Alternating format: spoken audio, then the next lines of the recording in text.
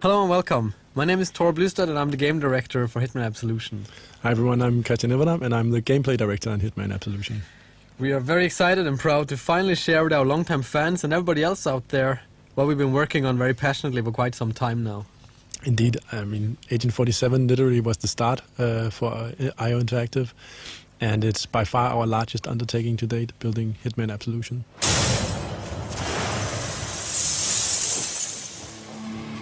Yeah, so during the next minutes we'll talk you through a portion of the game that takes place in a dark and rainy Chicago, and we catch up with Agent 47 on a quite different type of journey to previous Hitman games.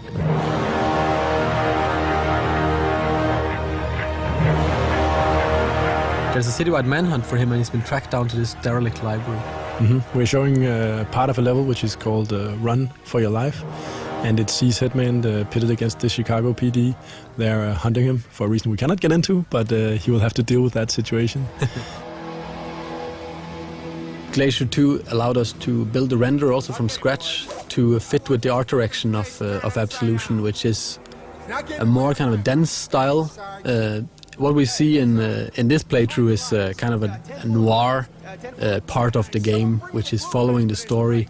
The story and the art direction is quite closely linked, so that as 47 kind of goes through his journey throughout the game, the style of the game and the whole look will change with him. This is a derelict library, right? It's early in the game, and Hitman is seeing some hard times. And later, as he hopefully succeeds, the environments will change to reflect that, right? Yes, and also, I mean, this part of the game is called Run for Your Life. So this is where there's a manhunt. He's been compromised. He's on the run, and he starts empty-handed. So it's perfect for us to show off our mechanics in a natural way, where we kind of build up the character throughout this playthrough. And as you can see here, coming up is one of the new features we introduced in Absolution, which is Instinct. Yeah. As you've seen, Agent 47 can sense his enemies through walls, and he can see or try to predict the path they're going to take. And this feature is something that allows for actually looking at what the AI is doing in the 3D world instead of other places and trying to figure out what to do.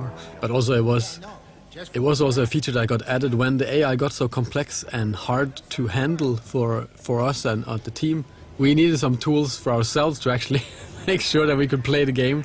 So we're thinking, how could we make it easier for the player to avoid this kind of trial and error where you just kind of stumbled onto an AI and they kind of just came down on you.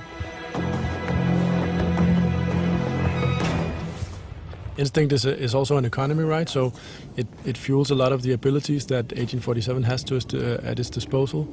And this also means that, you know, how much you use it will also depend on what difficulty you're playing the game. On the easier difficulties it will be quite abundant, but on the harder difficulties you have to really make some choices about what you want to do. Do I want to check for enemies? Do I want to use my disguise powers, or what do I want to do? Can't find him if the lights. Yeah, I hear you. I hear you. We can see Agent 47 is messing around with poor Fisano. I think when this trailer went live, we got a lot of feedback on the Fisano character, right? You know, just that the Sarge is, you know, giving a hard time, and why did we kill him, and all that stuff. And obviously, we wanted to show just how much you can actually invest emotionally in a simple police officer, and by choosing to kill him in the end, you actually you kind of feel how much you actually attached to this guy even if it's only for minutes, right? And obviously you are free not to kill him. It's perfectly up to the player, completely up to the player what he wants to do.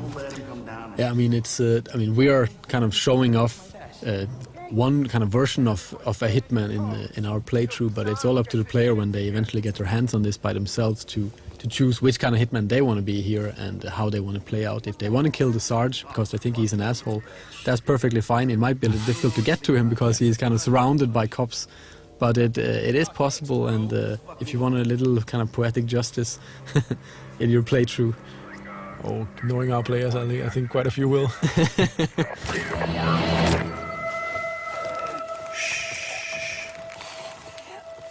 I mean, that's also part of the replayability, that you can always go back to an area, and there's tons of different stuff to explore. You read?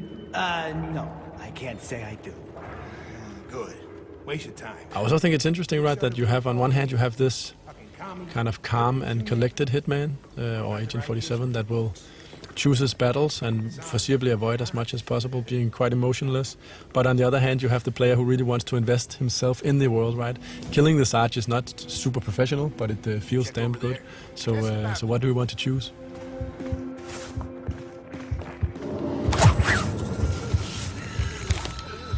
We've been spending a lot of time with our AI trying to build it's the most complex AI we built to date, and we have what we call an intelligence spectrum that allows the AI a far more nuanced behavior than ever before. While in the old games it was very kind of binary or kind of black and white, that you went into a situation and if either they knew you or they didn't, if they found you out, every AI in the world, every NPC would just come down on you and try to kill you. Yeah, I mean, and in this playthrough, if the police haven't seen you killing anyone and they actually discover you, their first notion is not to start shooting, it's actually to try to arrest you. And based on the arrest situation, you can actually come out of it in quite a few different ways, where only a few of them actually lead to combat. You can still evade them and all that stuff. So it's much more grayscale, and it's a part of building this living and breathing world we really wanted, right? Where the environment is fairly rich and the character interaction is rich. So you kind of, you get a feeling that this could be a real place. That's one deep hole. Hey, you think you'd survive that drop? Improvised weapons, as you will see with this, here we have a bust. Just say it. We call improvised weapons like a number of props here that 47 can use. The improvised weapons have obviously some gameplay relevance in the sense that they do some quick and clean kills, but it's also a choice of style, basically, as also we see later in the hippie apartment. It often has this dark humor twist to it, which items you choose and how do you want to apply them to the AI, if we can talk about it like that.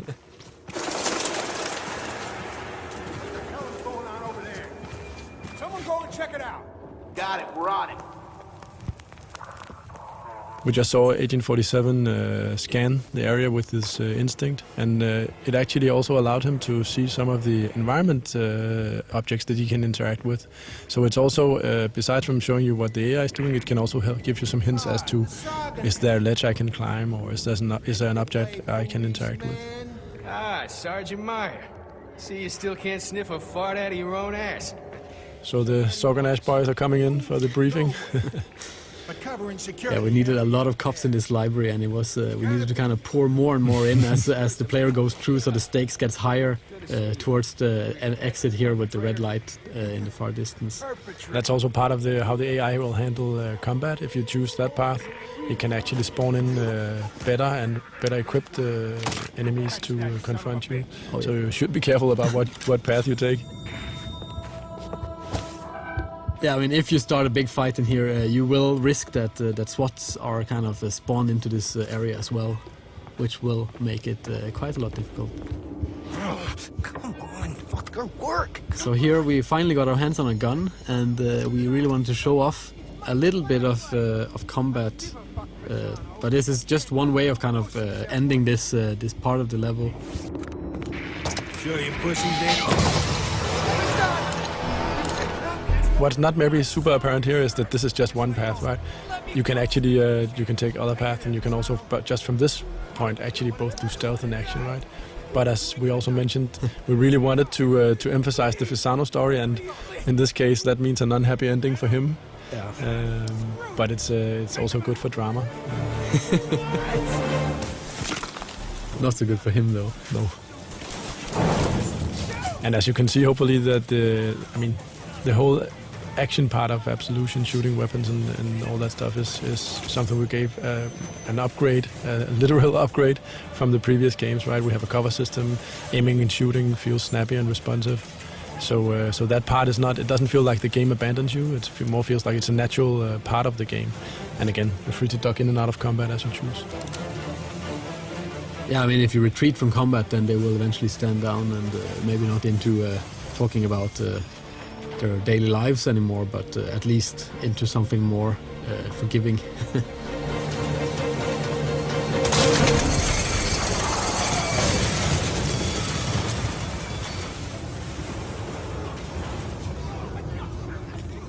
We're nearing a moment which I always find very nice, the reveal of the Chicago, right? The skyline. speaking of Glacier 2, I always, I really love the way the rain trickles down his head. It's really, the skin shade and the reflections there are pretty nice. Yeah, they have been spending a lot of time on that. Since we don't have hair on our main character, it's, it's all about what kind of environmental effects we can make on him and his suit. So running from police, this is part of obviously the run for your life level. Agent 47 is hunted by police, and this is something we really wanted to show. Allow ourselves sometimes to just set the stage a little bit. And this is obviously a more tight linear sequence. But again, we're talking about NPCs and kind of characters of the game, and we really wanted a helicopter that was kind of like a personal helicopter, like it was humanized and not just like a hunk of metal with a huge gun.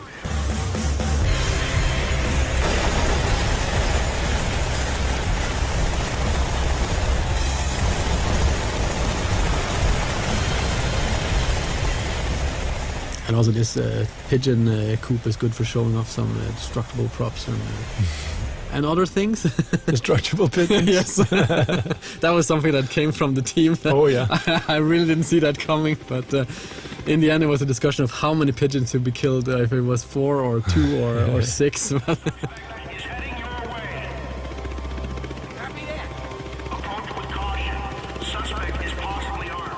Another feature that makes a return in Absolution is obviously the disguise gameplay, and it's always been central to the franchise, this ability of Agent 47 to impersonate the people around him, right? Take their clothes as disguise. But it's something also, I mean, we never really got the time to explore what this mechanic really could do, and we always wanted to do more with the disguises in the old games, but we never kind of found the time or had the people to do it. I really wanted this feeling of hiding in plain sight. That's been the theme throughout the talk of what do you do in a disguise. As we can see later, that's coming up. But also just the feeling of actually walking around where people don't really know who you are.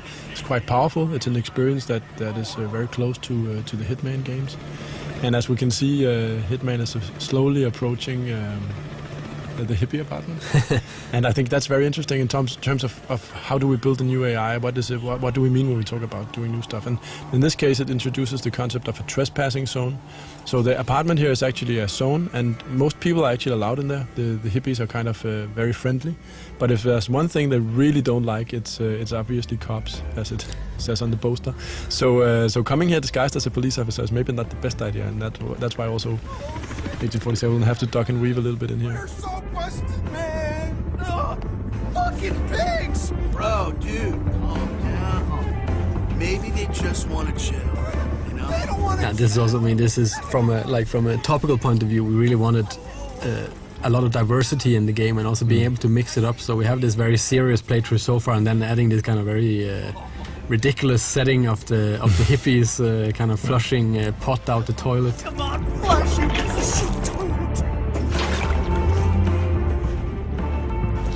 It's a big part of Absolution is kind of trying for us to fit together the most kind of unexpected things for the player. So as they walk through the game, they never really know what's around the next corner, and they always would kind of want to play just to see what the hell is up next, right? And yeah, here's one of these improvised weapons, the bong, one of my favorites. Yeah, and you see.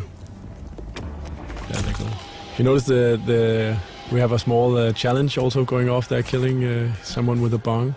And throughout the game, there are a multitude of different challenges you can try to pursue as a player. And this is also tied into all the different weapons, the improvised weapons and others, that the way you use them is also tied into all these challenges. So here coming up is actually the use of the instinct power while wearing a disguise. So this will allow Agent 47 to fool enemy AI for a brief period while burning off instinct.